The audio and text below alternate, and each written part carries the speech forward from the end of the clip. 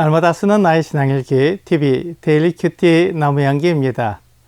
오늘은 사무엘상 2장 27절에서 30절을 묵상하겠습니다.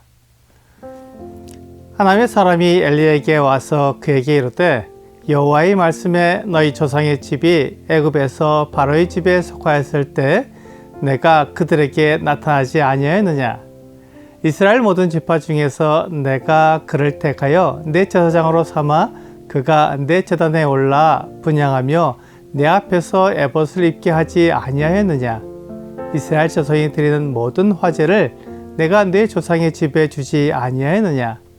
너희는 어찌하여 내가 내 처소에서 명령한 내 제물과 예물을 밟으며 내 아들들을 나보다 더 중히 여겨 내 백성 이스라엘이 드리는 가장 좋은 것으로 너희들을 살찌게 하느냐?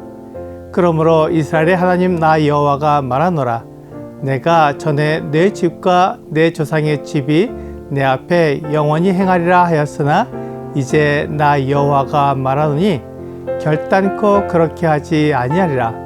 나를 존중히 여기는 자를 내가 존중히 여기고 나를 멸시하는 자를 내가 경멸하리라. 엘리에게 하나님의 사람이 와서 말했습니다. 엘리는 제사장으로 나이가 많았습니다. 하지만 하나님의 말씀이 희귀하고 이상이 잘 나타나지 않았습니다. 그만큼 엘리는 하나님을 제대로 섬기지 못한 것입니다. 엘리는 백성들에게 율법을 가르치는 사람이었기에 율법을 잘 알고 있었습니다. 하지만 그는 자기 아들들에게 율법을 적용하는데 실패했습니다. 자기 아들들인 홈니와 비나스가 하나님의 제물을 빼앗아가고 성막에서 수종드는 여인들과 동침하는데도 엘리는 그들을 처벌하지 않았습니다. 그래서 하나님께서 하나님의 사람을 보내셨습니다. 엘리에게 하나님의 말씀으로 경고하시려는 것이었습니다. 하나님께서는 먼저 엘리의 조상을 말씀하셨습니다. 엘리는 대제사장이었기에 그의 조상은 아론이었습니다. 아론은 애굽에서 바로의 노예 생활을 하고 있었습니다. 라암색과 비돔성을 건축하기 위해 벽돌을 굽고 흙 이기기를 하는 등 험한 일을 했습니다. 그래서 그들은 하나님께 그들을 돌아봐 달라고 간구했습니다.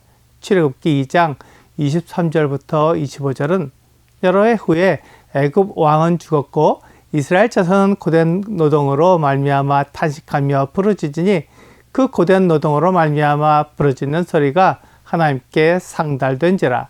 하나님이 그들의 고통 소리를 들으시고 하나님이 아브라함과 이삭과 야곱에게 세운 그의 언약을 기억하사 하나님이 이스라엘 자손을 돌보셨고 하나님이 그들을 기억하셨더라 라고 말씀하고 있습니다. 이스라엘 자손은 고된 노동으로 힘들어했지만 하나님께서 그들의 간구를 들으셨고 그들을 위해 일하셨습니다. 모세와 아론을 세우셔서 하나님의 능력과 영광을 나타내신 것입니다. 결국 이스라엘은 애굽에서 나와 하나님이 주시기로 한 가나안 땅으로 가게 되었습니다. 그들은 애굽에서 나와 먼저 시내산으로 가서 율법을 받았습니다. 그리고 그곳에서 성막을 지었고 제사장들과 레위 사람들을 세웠습니다. 그때 하나님의 제단을 섬길 제사장으로 아론의 자손을 세우셨으며 그들에게 에봇을 입게 하셔서 하나님의 뜻을 분별할 수 있게 하셨습니다. 이 권위가 결코 작지 않으며 하나님을 가까이 하는 권위와 이스라엘 자손이 드리는 모든 화제물을 받을 자격을 주었습니다. 신명기 18장 1절은 레위 사람 제사장과 레위의 온 지파는 이스라엘 중에 분깃도 없고 기업도 없을지니 그들은 여호와의 화제물과 그 기업을 먹을 것이라 라고 말씀하고 있습니다. 그 다음 말씀들은 제사장들이 백성에게 받을 몫에 대해 정하고 있습니다. 이와 같이 제사장들은 백성에게 받을 그들의 몫이 있었고 그것을 통해 하나님께서 그들을 돌보시며 공급하신다는 사실을 믿고 하나님을 의지하여 살게 하셨습니다. 그렇지만 엘리의 두 아들들은 하나님의 말씀대로 하지 않고 자기들이 원하는 대로 했습니다. 그래서 하나님은 그들이 내 제물과 예물을 받는다고 말씀하신 것입니다. 그럼에도 엘리는 하나님보다 그의 아들들을 더 중히 여겼습니다. 하나님의 말씀을 그 아들들이 여겨도 그대로 두었다는 것입니다. 이것 때문에 하나님께서 엘리의 집을 징계하시겠다고 말씀하신 것입니다. 엘리의 아들들이 율법에 정해진 대로 제사장의 몫을 가져가는 것이 아니라 자기가 원하는 대로 고기를 가져갔습니다. 그래서 내 백성 이스라엘이 드리는 가장 좋은 것으로 너희들을 살찌게 하느냐고 말씀하셨습니다. 이스라엘이 드리는 가장 좋은 것은 하나님의 몫입니다. 하나님께 드리고 제사장과 레위 사람들이 그들에게 정해진 몫을 가져가야 합니다.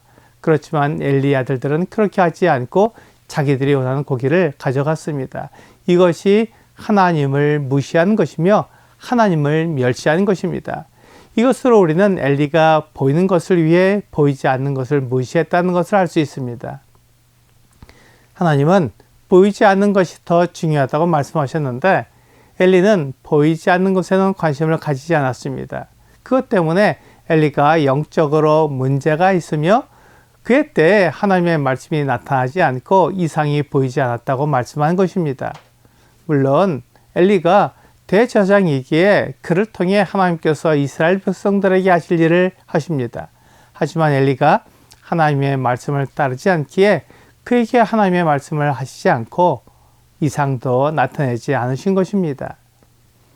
하나님께서 아론과 맺은 언약을 기억하시고 아론의 자손이 영원히 하나님의 제사장으로 행하리라고 말씀하셨지만 하나님은 엘리와 그의 아들들이 하는 행동을 통해 비록 제사장이라고 하더라도 하나님을 존중하는 자를 존중히 여기고 나를 멸시하는 자를 내가 경멸하겠다고 말씀하셨습니다. 엘리와 그의 아들들이 제사장으로서 율법을 알고 하나님을 섬기는 사람이 되어야 했지만 그들은 명목상의 제사장이었지 하나님을 온전히 따르는 자들이 아니었던 것입니다. 하나님께서 엘리에게 이렇게 말씀하시는 것은 그가 회개하도록 기회를 주시는 것입니다. 엘리는 하나님의 말씀과 하나님의 사람의 경고를 통해 자기가 잘못하는 것을 회개하고 하나님께 나와야 했습니다. 하지만 그는 하나님을 사랑하기보다는 자기 체면과 자기 권위를 더 사랑했고 자기 자녀들이 백성들 앞에서 높임받기를 원했습니다. 이것이 하나님보다 자기 자녀를 더 사랑하는 사람의 특징입니다. 오늘의 적용 질문을 보겠습니다. 하나님이 나에게 회개할 기회를 주실 때 하나님께로 돌아서야 합니다. 내가 하나님께로 돌아서야 할 것을 어떻게 알 수 있습니까? 회개는 뉘우치는 것과 다릅니다. 뉘우치는 것은 자기가 잘못하는 것을 알고 그것을 고쳐서 올바르게 사는 것을 말합니다. 하지만 회개는 하나님이 말씀하시는 것을 내 행동과 비교해 봅니다. 그래서 내가 하나님의 말씀과 맞지 않는 것이 있다면 하나님께로 돌이키는 것을 회개라고 말합니다. 뉘우치는 것에는 하나님이 없지만 회개에는 하나님이 있습니다. 오늘 나의 잘못을 뉘우치는 것이 아니라 회개함으로 하나님 앞에 나아가는 여러분과 제가 되기를 주 예수님의 이름으로 기도합니다.